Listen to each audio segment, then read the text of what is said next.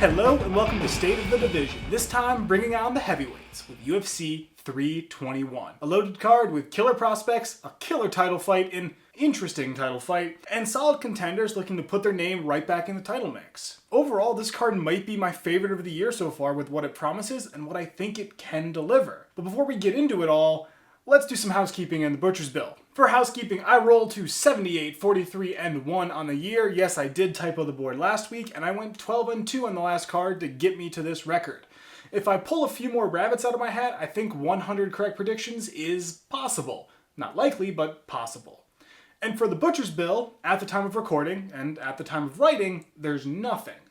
The only thing of note is a late-minute addition to the card because of injuries on previous events.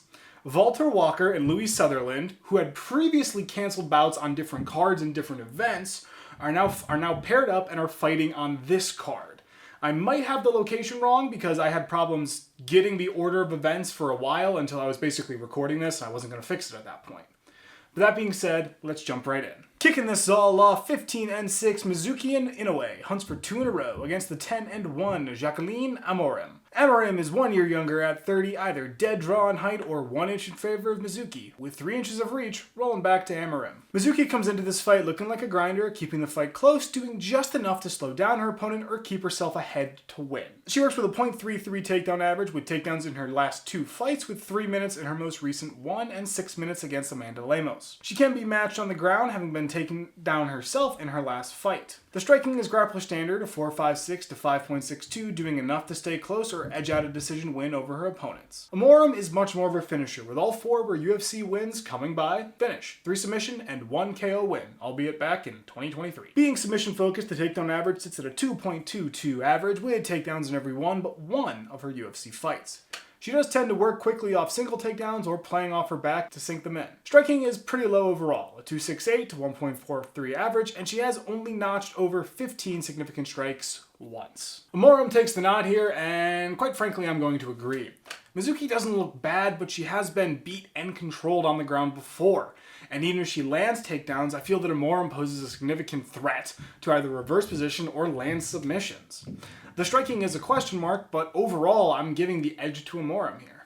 15 into Azat, Kazakh Maksum tries to right the ship against 9 and 3 Mitch Raposo. Raposo is 3 years younger, Maksum being 2 or 3 inches taller, with 6 inches of reach going to Maksum. Maksum is coming off a 2-fight losing streak, and stylistically, I think the best bet is calling him a control-focused grinder who wants to slow the fight down and just rack the control time up. So to start, the takedown game sits at a 2.33 average, with at least 2 takedowns in all 3 of his UFC fights. Unfortunately, with those takedowns, he hasn't been able to rack up the most ground control time. Only 1 fight seeing him get over a minute, and it was a loss. He also has been taken down and controlled in turn, having his game turned against him. Striking has been at best okay, a 3.24 to 5 flat, being heavily outstruck in 2 of his 3 UFC fights. He was able to keep it close in his most recent loss, but was then controlled for 3 minutes and 42 seconds of control time. Raposo was looking to find his footing in the UFC, but outside the UFC, looked like a finisher with a pretty solid split between submissions and KO. In the UFC, it seems like he's tried to slow down his opponent with the ground game, averaging 3.54 takedowns in the UFC, landing 6 in his most recent fight. He hasn't been the most successful in slowing his opponents down, averaging a 1.62 to 3.20 in striking, showing where he hasn't been able to find a lot of traction. Maksum is the Vegas favorite here, and I will be agreeing yet again. Raposo just hasn't been able to get going in the UFC, and while Maksum has struggled, he's found ways to win, in addition to being able to keep pace on the feet, at least compared to Raposo.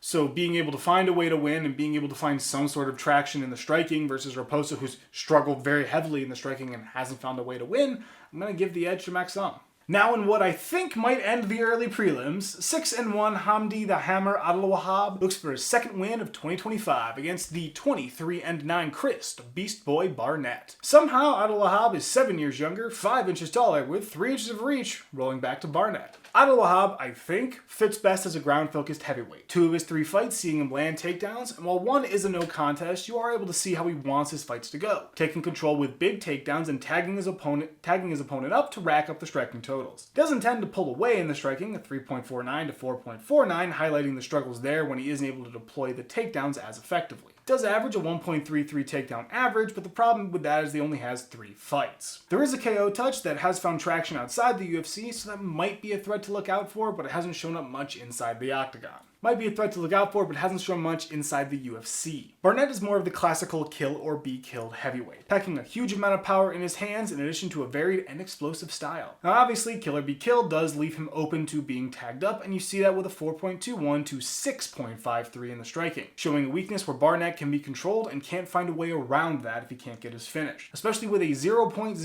takedown average and a 33% takedown defense. Adelwahab is the Vegas favorite here, and honestly I'm a little torn. I actually wrote Decide Live for this. And honestly, I'm going to go with Adelwahab at the night of recording. I'm torn here because Barnett has super explosive hands, super explosive power. He's a heavyweight kill or be killed fighter. He can 100% win this fight. But when I'm looking at the numbers, when I'm looking at the style, Adelwahab just has that takedown game that maybe it hasn't been the most effective. But Barnett's got a 33% takedown defense, and he hasn't been great at enduring the ground game or getting back to his feet. I'm going to give it to the guy who excels in landing takedowns and bases his game plan around that facet. So I'm going to pick Adelwahab to win. Kicking off the prelims, or at least I'm saying it is, 21-6 Nathaniel, the prospect Wood, takes the cage against 10-1 Jose Delgado. Delgado is 5 years younger, 5 inches taller, with 5 inches of reach also going his way. Wood rolls into this fight as another grinder on the card, making use of a measured mix of takedowns and striking to slow his opponent down while establishing his offense across 3 rounds. Want to start with the striking first, sitting at a 5.66 to 3.89, showing how high his output is while avoiding a lot of damage coming back his way. This gives him a good deal of cushion over his opponent and forces him to try and make up ground as the fight goes on. The ground game is used consistently, but not exactly heavily, only landing about 1 takedown a fight and averaging 1.41 in the takedown averages. With that comes small chunks of control time that tilt the odds in his favor, plus disrupt his opponent. Delgado is much more of a finisher, with all 3 of his UFC wins being KOs. In regard to that, he works a ludicrous pace, 7.13 to 3.67, while also packing a fairly dynamic style that can catch opponents anywhere. He does work quick, with only 1 fight making it past the first round so far. He has been taken down twice, but only for 47 seconds. He has landed 3 takedowns, albeit in the Contender Series, for 2 minutes and 17 seconds of control time. Vegas has this as a close one, but does give the nod to Delgado, and I think I will be agreeing. Wood has a shot for sure, but I think I'm going to put some weight into the finishability here, since Wood likes to take the fight long and keep it on the feet striking. And Delgado has found the power in his hands and the ability to put the fight away quickly. And if we look at the ground game, Wood does have that to lean on, but Delgado's been able to get back to the feet and survive to get back to his wheelhouse. I just think more boxes get ticked under Delgado's name than they do Wood's in this fight. 15-4 Abdul Karim Al-Selwady squares up against 9-3 Mattheus Jaguar Camilo. Camilo is 6 years younger, 3 or 2 inches taller, with a dead draw in reach. Al-Selwady rolls into his 3rd UFC fight as a finisher with 8 career KO and 2 career submission wins. I don't want to call him kill or be killed, but I do have to acknowledge that all 4 of his career losses come from KO. He is a striker working a 4.14 to 3.60 in the UFC numbers, but that is only across 2 fights. He does seem to work long in his fights, going the distance in his last 3 fights and 4 of his last 5. He does mix in the ground game for a 2.32 average in the takedowns, with 3 landed in his loss for 2 minutes and 44 seconds and 1 landed in another fight for 2 minutes. He seems to use them to slow his opponent down and rack up some ground and pound. Camilo is looking for his first UFC win and reads as another finisher with 4 career KO wins and 2 career submission wins. He did lose his UFC debut, but was able to land 2 takedowns for 2.5 minutes of ground control. Did eventually lose to rear naked choke in the second for his 4th career loss by submission, which does seem to be a weakness. Vegas likes Al-Selwady here, and once again, I will be agreeing. Both fighters are relatively unknown factors, but I just happen to like Al-Selwady's consistency and ability to take fights longer versus how Camilo looks to have been taken over in terms of control when he lost in the UFC. I could be wrong here, both fighters have a lot to prove and a lot in the tank, I feel, but I am going to pick Al-Selwady to win. As a late addition to the card, 14-1 Walter the Clean Monster Walker hunts for his 3rd win of 2025 against the UFC newcomer 10-3 Louis the Vanilla Gorilla Sutherland. Volkov is 4 years younger, 3 inches taller, with 2 inches of reach, also going his way. Walker is a finisher, currently focusing heavily on the submissions, a rarity in the heavyweight division, with a special preference for the heel hook. He is aggressive with the takedowns, holding a 5.43 average, and takedowns landed in each and every one of his UFC fights. Doesn't tend to land many takedowns in his wins, working off single takedowns to get his submissions. As mentioned, he's been a submission-focused fighter in the UFC so far. Looking at the striking, he has a 1.90 to a 2.89, speaking to his game plan and desire to take it to the ground. I do have to acknowledge 6 career KO wins, but all of those outside the UFC. He did struggle in his bout against Rebecki, losing by unanimous decision, but was still able to rack up 7 minutes of ground control. Sutherland is a complete newcomer here, but rolls in as a finisher with 8 career KO wins, most of them coming early in the fight. He has proven the ability to go long, notching 2 decision victories, but it's not something he tends to do often. I don't know much about the ground game with him, unfortunately. From the brief stuff I watched, he looks capable of surviving on the ground, but doesn't seem to want to lead the action there or want to be there. Walker is the favorite, and once again, I'm going to agree. This is entirely based on my bias towards the ground game, and seeing how Sutherland did struggle in the little highlights I watched. Walker, who wants to go to the ground, pushes a lot of quick takedowns, and wants to work for submissions, it tilts the needle in his favor and gives him a big edge in my mind. 16-2 Aliskerov takes the octagon against 19-6 the Iron Turtle Jun-Young Park. 2 years of age in favor of Aliskerov, dead draw in height, or 2 inches in favor of Aliskerov, with 3 inches of reach going to Aliskerov. Aliskerov takes the cage as a finisher, with shades of a kill-or-be-killed fighter, winning 12 of his fights by finish, 7 KO and 5 submission, but both losses coming by KO. He's been more of a striker in the UFC, rolling with a 7.76 to a 5.78 in the striking, showing his high pace and willingness to take some damage in return, albeit less than he deals out. Does tend to work quickly, ending every one of his UFC fights in the first. He does have a 1.14 takedown average, and with a submission win in the UFC. He has only landed 1 takedown in the UFC, in a Contender Series fight at least, for about 25 seconds of ground control. Park has been a grinder in his most recent bouts, but has a definite history of takedowns and submission ability, with 3 of his last 6 wins being by submission. In the numbers, he rolls the 1.87 takedown average, with it being a consistent presence in his wins. Not to mention the ability to rack up massive chunks of control time, 6 minutes in both of his last 2 fights. In the striking, works a grappler standard, 4.59 to 3.59. Perfectly functional and good enough to at least set up the ground game. Aliskerov gets the Vegas nod, and while I did debate about this fight for a bit, I am going to agree and pick Aliskerov. In the end, I think Park has a shot, but it just seems to be that Ikram matches up well. He seems to be able to work on the ground or even lead the action there. If he takes the action away, I think that tilts the needle in his favor. And in the striking, he definitely holds the better pace and the more consistent power. All things that just make him more likely to win, in my opinion. 18-5 Nasrat Haqparast squares up with the 9-1 Killian Salkilld. Salkilld is 5 years younger, 2 inches taller, with 3 inches of reach going his way.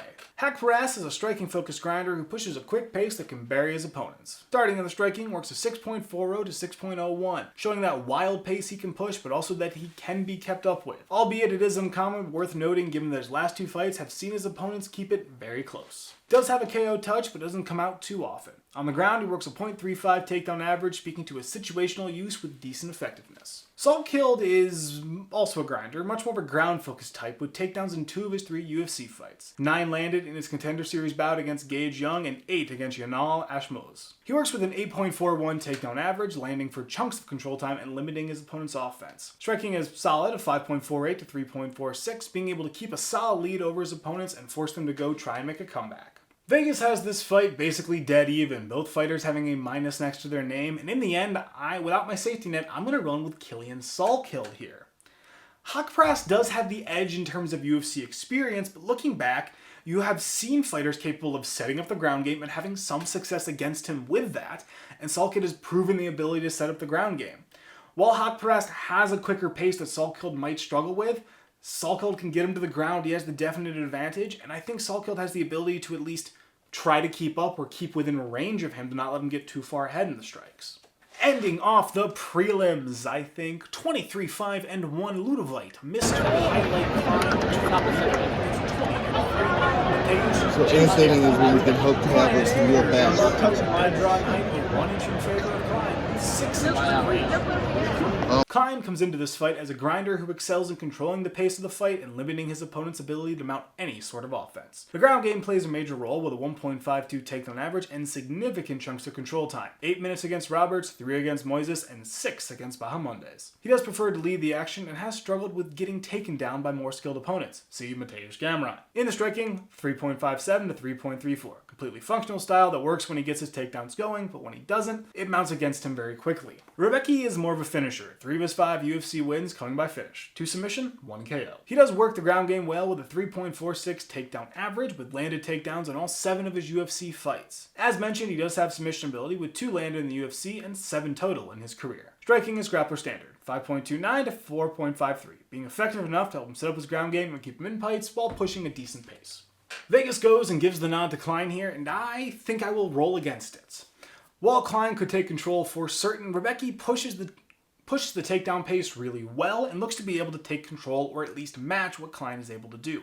Not to mention the constant submission threat, and he also does tend to strike a little faster, giving him just a bit of an edge in my mind in this fight. Kicking off the main card. 14-5, Alexander Rakic takes on the shrieking 15-endo Azamat with a professional, Murzakanov. Rakic is 3 years younger, 6 or 7 inches taller, with 7 inches of reach, also going his way. Rakic is an always threatening striker, capable of flatlining his opponents or even dragging at the distance. I will say he has struggled as of late with losses to Blachowicz, Prochazka, and Ankalaev as his last 3 fights. Back to the positives, he does trend towards the striking with a 4.16 to 2.91, with the aforementioned power and explosive style looming in the wings. He has found a way to grind it on the feet in his 2 most recent wins, getting control time without takedown. Speaking of takedowns, only works a 0.66 average with only situational usage for recovery or small amounts of disruption. He hasn't been able to do much else with it, but it is in the toolbox. Murzakanov is more of a consistent finisher, packing some solid power, quick pace, and explosive style. 5 of his 6 UFC wins coming by finish. He likes to work quick, but has proven the ability to go deep and still land his finished blow. In the numbers, he racks with a 4.93 to 2.86 in the striking, being able to outpace all but one of his opponents, albeit Dustin Jacoby was only behind by 3. Takedown game is once again matchup or situational based with a 0.58 takedown average for small chunks of control time. Vegas has this one close with a nod to Murzakanov, and while I think this might be a mistake, I'm going to roll with Vegas here. This might be me getting caught up in the hype of a fighter I really haven't paid attention to coming up, getting this big match, but I think his consistency with his power, plus the ability to avoid a lot of the damage coming back his way across 3 rounds, does give him the edge in this fight over Rakic.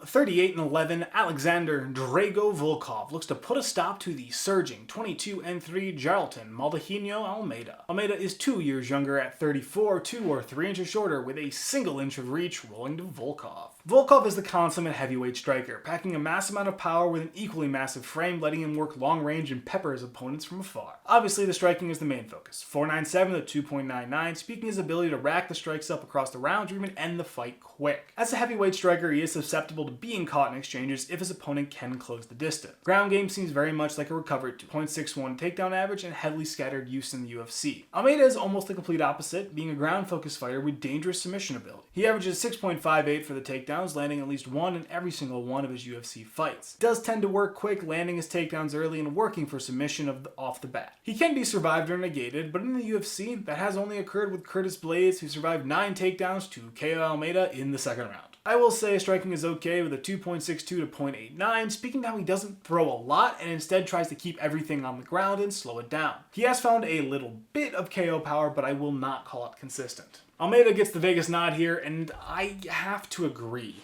I really want to pick Volkov, but the big weakness of his is getting taken down and controlled. His loss against Gane, seeing him taken down twice and outstruck, lost to Aspinall, seeing taken down twice, taken down 14 times against Blaydes. Albeit back in 2020, but my point still stands. I just think Almeida's ability to land takedowns gives him a major edge in this fight. That's his entire game plan, and it's a game that Volkov has consistently struggled against. And while he might have improved and might have gotten better, Almeida's very dangerous on the ground, and one mistake can cost him the fight, and it's either way he's going to be giving up control time. 18-1 Umar Nurmagomedov looks to set up the rematch with a win over 16-2 Mario Bautista. Nurmagomedov is 3 years younger, 1 inch shorter, with a dead draw in reach. Nurmagomedov is a control-focused dominator who puts his opponent on the ground and doesn't let them get anything going. You see that with a 3.26 takedown average, with takedowns in all but one of his UFC fights, and even looking at his loss to Merab, he was able to endure and negate a good chunk of Merab's ground game through the first 3 rounds. He does have some submission threat, but it isn't something he always goes for or relies on. Striking is good, 4.38 to 2.15, speaking to how he slows down the opponent and lets his offense start to ramp up and pull ahead. Going back to his Merab loss, he was only behind by 7 significant strikes at 104 to 111. Even then, he also has a KO touch. Once again, a little sporadic, but something to watch out for. Bautista is much more a grinder, focusing on finding ways to control his opponent and find leads in the points. He is focused more on striking, not landing many takedowns, none in his last 3 wins at least. And looking at the striking, he carries a 6.13 to 4.45, showing he does deal more than he's dealt, but still does get tagged up a bit depending on the opponent. The KO touch hasn't been all that present since 2020, and his last submission was even in 2023. On the ground, he works a 1.67, but hasn't landed a takedown since 2023. Vegas likes Nurmagomedov, and I'll agree. Batista's been on a run, but I just think that Nurmagomedov's toolbox is simply deeper and simply better than what Bautista has. I think he surpasses Bautista on the ground, and I think in the striking he's good enough to at least match Bautista, and if Bautista wants to play the control game, Nurmagomedov has enough tools to reverse it, get out of it, or turn it against him. I just think Nurmagomedov counters Bautista's game plan pretty well. Unless Bautista can pull out a KO shot, which I don't know if he has, I'm giving the edge to Nurmagomedov. For the straw weight title, 22-3 Verna Karkara Jandiroba looks to keep winning against the 15-5 Mackenzie Dern. Dern is 5 years younger at 32, 1 inch taller with an inch of reach, rolling to Jandiroba. Jandiroba has been riding a 5-fight hot streak as a very effective grinder, taking her opponents down and preventing their offense from getting going at all. You see that with a 2.37 takedown average and consistent use of them, in addition to the massive chunks of control time she can generate. In addition, there is a bit of a submission threat there, making the ground game even more threatening. She also seems to be able to play off her back or find other ways to gain control. This enables her striking to sort of work, or really make up for it, as it sits at a 1.97 to 2.55. Getting tagged up more than she lands forces her to make up the difference with the control time and ground and pound. Dern is similar, but a bit more high octane, pushing a quicker pace on the feet or swapping to a heavy controlling takedown game in order to get the win. Starting with the striking, she works a 3.31 to 3.90, speaking to how she can match up with a lot of her opponents, though she can't really pull away. This does mean her takedowns seem to be a difference maker, with a 0.89 average, giving her the edge in points or control time to set her apart from her opponents. I do also have to mention a looming submission threat that inconsistently appears in her fights. Dern gets the nod here, and I think I'm taking a gamble, and I'm going to roll with Jandiroba. Dern matches up well, but I feel that Jandiroba takes a slight edge in her frequency of takedowns and huge chunks of control time that she's capable of taking. I do think that Dern takes the edge in strikes, but I feel this fight has to go to the ground, and on the ground, I'm going to pick Jandiroba. For the heavyweight title and the main event of UFC 321, the champion, 15-3 Tom Aspinall, looks for defense number 2 against the challenger, 13-2 Cyril Bongamin Gane. Aspinall is 3 years younger, either an inch taller or dead even across the board, with 3 inches of reach, rolling to Gane. Aspinall is a very well-rounded fighter, bringing in heavy hands and a quick pace, backed with an aggressive and effective takedown game. Striking first, he rocks a ludicrous 8.07 to 2.89, speaking to a wicked quick pace, only 1 fight going past the first round. A very explosive style capable of landing 1 single shot or just overwhelming you with quantity. The takedown game is also solid, a 3.27 and very limited use. However, I feel that speaks more to how he hasn't had to go to that aspect all too often, being able to use the striking to end a fight. There does seem to be some submission ability there, but again, sparingly used. Gane is more of a pure striker with a wildly explosive power and the ability to work his reach really well. In the strikes, he carries a 5.26 to 2.23, speaking to his ability to outpace or lay on the pressure in getting the finish. He hasn't been caught on the feet yet, though he was knocked down by Tai Tuivasa, though he did go on to win that fight by KO. He has been beat soundly on the ground, being taken down by both Ngannou and Jones for his 2 UFC losses. In terms of takedowns, he has landed 9 in the UFC with a .70 average, generally deployed situationally, with the most success coming in his most recent bout against Alexander Volkov for 3-something of ground control. Vegas likes Aspinall by a good margin, and I will be agreeing, but I do want to give Gane his flowers first. His power and style are capable of landing a finishing blow in an instant and matching up really well on the feet with a lot of fighters. And he has a good deal of durability as well that might let him hang in this fight. I won't be shocked if he wins. I think he has a good shot. But Aspinall just matches up well. He matches up well on the feet, solid power, and maybe you can debate the explosiveness of the two fighters, but you can't debate the ground game being heavily in Aspinall's favor, and that's a major threat to Gane, who's struggled with the ground game of other fighters before. And given that Aspinall also has a submission threat, if Gane makes a mistake on the ground, which he's done before, this can quickly go Aspinall's way with a submission win. And on the feet, both fighters pose major threats being able to finish a fight. So while the fight is close, I am going to give the nod to Aspinall. In the end, that's UFC 321, and I hope you see what I mean by this card promises a lot of fun fights and interesting matchups. Killian Salkilld, Nasrat Haqparast, the 2 title fights look super fun.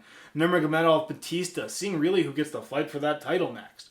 And even on the early prelims, you've got new fighters coming up. Walter Walker and Louis Sutherland. Louis Sutherland making his debut, Walter Walker making a return after a bit of a layoff. It's a lot of fun fights, and I'm really hoping it delivers on what it promises. But in the end, that's just my opinion. So go ahead and leave yours in the comments, do whatever you want. And in the end, have a good fight.